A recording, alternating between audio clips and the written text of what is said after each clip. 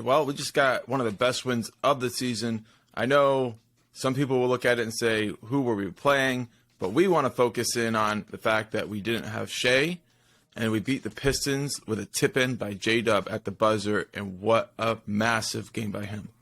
JDub, man. Oh, my God. All right.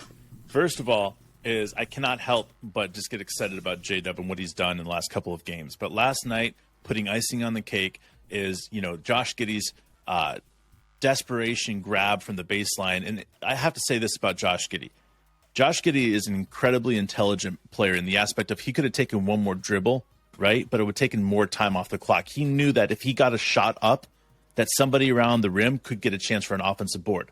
That's why he took it so quickly. And I have to say is that it was the difference maker in the game last night, obviously, because JDub had plenty of time to get on that side of the rim and just do a nice little tip in. Like, again, what Josh did in setting up that play and Dort hustling and all this other stuff that happened to put us in that position is truly spectacular. But JDub, 27 points. What is it? 8 rebounds, 6 assists. Yeah, and then here's the thing: one block. That one block that he had was monstrous on Ivy, man. Seriously, what he's doing right now is truly spectacular in every single context of the game. It's not just defense. It's not just offense. It's all the hustle play that JDub is out there doing, and it's the getting to the hole. His shot, he rises up so high, and then he finishes so well. Everybody's starting to take note. We can't stop him. Who are we going to stick on him? We can stick somebody smaller on him. He's going to go. It's the same issue that everybody's having against Oklahoma City, Mark. They got 6'6" guards. Yeah. To 6'10" guards. How are we going to guard them? And I call Ousmane Dieng a guard because of the way he plays, right? Mm-hmm. So if you think about that range right there, is insane. Because Dort, in my opinion, at 6'4", he plays like a 6'6" guy. So say what you want about him. In my opinion, we have 5'6" guys on the court at all times. Yeah, and like you mentioned, Dort had a good game. He actually had an and one bucket that they wiped away that was just before the jump ball. They called a jump ball. There was no jump ball. Right, it was. It was a foul. Right. They missed, and Dort got up and won the jump ball. Giddey got the ball right on the baseline, like you already mentioned, how he made sure he got the shot off. But all the things that went into that final sequence, it was really great seeing. Dort had a really good game, 20 points, 3 steals, and he went 3 for 7 from deep. So, all great effort from him. 3 offensive rebounds as well, man. He was just everywhere. Yeah, and you go down the list, Wiggins off the bench, 19 points. Giddey, he put in 18 points. So we were getting contributions, from a bunch of places, but once again, we had a little trouble finding any depth off the bench. It was still something we were able to overcome, but this is something that happens when your best player's out.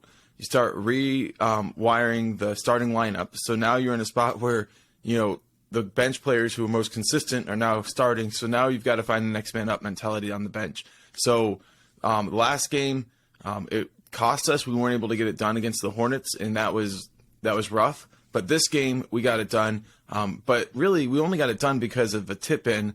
We're down by 1, right? If that tip-in goes off, then all of a sudden, everything we're feeling right now are negative emotions. And I want to take a step back and look a little bit at that Hornets game and just recognize that there were a lot of good things, even though it's kind of wrapped up in a loss. But we saw 3 players score over 30 points in that game. And I can't think of the last time that we've seen that. So I just want to make sure we tip our hat to that effort by Giddey, by JDub, and by Isaiah Joe, because they carried us, and we almost had a chance to pick up 2 wins while Shai was out. 1 is good enough. Hopefully we get Shai back soon. And it's crucial wins at this point. But and Giddey's almost triple-double, bro. Don't forget that. I'm so glad you brought up the last game, man. I really am, because there was not enough people that talked about it, and you and I were exhausted after the game, and we needed a day off before the doubleheader, so we didn't come with an episode about that Hornets game. But the reality is that Josh is near triple-double. Mark, you said, what would you say Van Gundy said on? Yeah, I've heard Van Gundy say it a lot of times. He just says that we're too obsessed with round numbers. Is it really that different if a guy goes for 39 versus 40? Is it that different if he gets, what he had, a 30-plus point triple-double minus 1 assist? Is that really the difference? Should we celebrate it any less because it didn't quite reach a round number? I don't think so. Well, That's what I'm so, man, this podcast, bro. What are we all about on this podcast? We're all about staying positive. We're all about staying positive about this team because this team is our lifeblood. This team is what we see. So when we see negativity around, especially in the comments in our podcast, it irks us because that's not what we're about. We're not here to sit here and talk about all these things that Coach D did wrong because guess what? Who the fuck am I? Mm-hmm. I'm a fucking nobody. All I want to do is enjoy the games and tell you guys what I see. I'm not here to question people. I'm not here to question the coaching or GM or the players for what they make the decisions on because let's be honest, I'm a 6'3" nobody.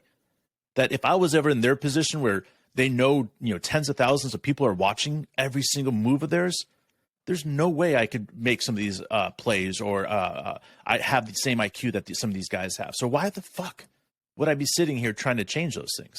And I think that's what's so important about what we're trying to teach in this podcast is that we look at the positive things, right? We got the loss against the Hornets, right?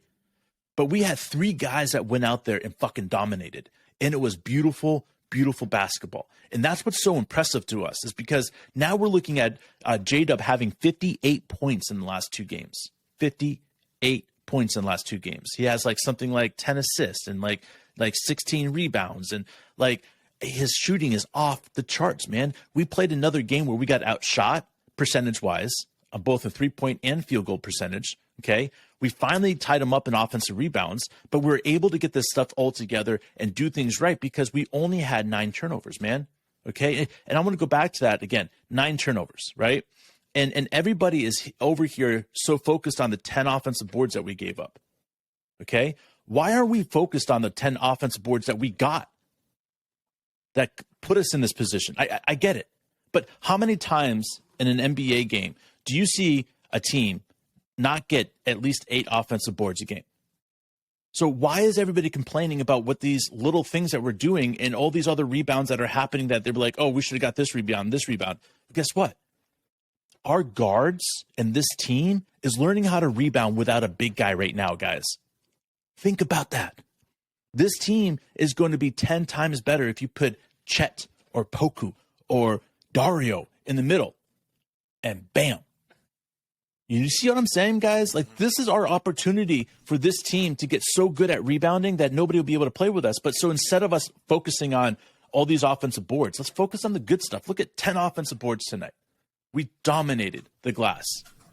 We got, something like 15 or 18 or 20 points in offensive glass. The turnover ratio, they had 18, we had 9. Fuck yeah, dude. This is what I'm talking about. It's the hustle plays that we don't give a shit about when we're going out and putting our balls on the wall, bro.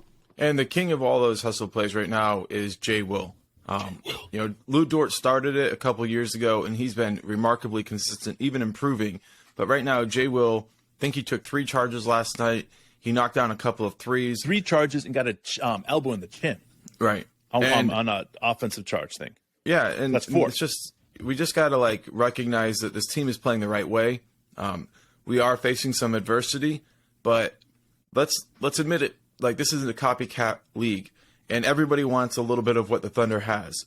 And for a little while, it seemed like the best way to rebuild was to do the Sam Hinkie Philadelphia 76ers version. But now people are realizing that you can do a Sam Presti rebuild by staying competitive as the season winds down, leaning into young talent, and you don't necessarily have to go out and win 12 games to make sure you optimize your draft potential. Mm-hmm. And so we're seeing teams like the Hornets and the Pistons who are competing for 4 quarters, and they're actually valuing that competition. That's good for us, and we have to recognize when we don't have Shai, we're really not that different than some of these teams that we're competing. We want to think we're better than them because our record is. But the difference in our record is we have Shai. So when Shai sits down, we're actually younger than some of these young teams who are rebuilding. All right, guys, let's just go over what we have left. We have 5 games left, okay? We're 1 game ahead of Dallas, but we own the tiebreaker, so we're really 2 games ahead of Dallas. So Dallas has got to beat us by 2 games. So if we win 2 games, guys, what does that mean? Dallas has got to go 4-1 in the last 5. So if we go 2-3, Dallas has got to go 4-1.